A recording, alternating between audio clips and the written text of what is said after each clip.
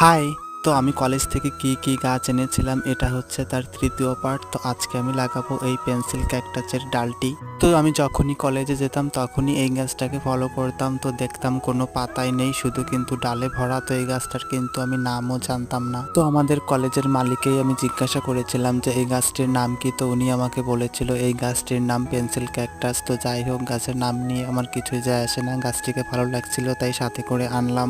তো ডালটিকে বসানোর জন্য আমার আগে থেকে মাটিটা তৈরি করা ছিল। মাটি হিসেবে আমি নিয়েছি কিছুটা মাটি আর কিছুটা বালি। তো বালির পরিমাণটা কিন্তু বেশি, আর এটা বসানোর আগে কিন্তু আমি অবশ্যই এর পিছনে অ্যালোভেরা জেলটাও লাগিয়ে নিয়েছিলাম। তো আমি কিন্তু আমার কথা মতোই করেছি। আমি কিন্তু কলেজ থেকে যে ডালগুলো এনেছিলাম তার একটি একটি করে আলাদা আলাদা ভিডিও করে তোমাদের দেখাচ্ছি সুবিধার জন্য। তো যাই হোক, আমার ভিডিওগুলো তোমাদের কেমন লাগে সেটা কিন্তু অবশ্যই জানিও। তো আমার ডাল বসানো কমপ্লিট, জল দেওয়া কমপ্লিট। তাহলে আজ আসি, দেখা হবে পরবর্তী ভিডিওতে। ততক্ষণে ভালো থেকো, সুস্থ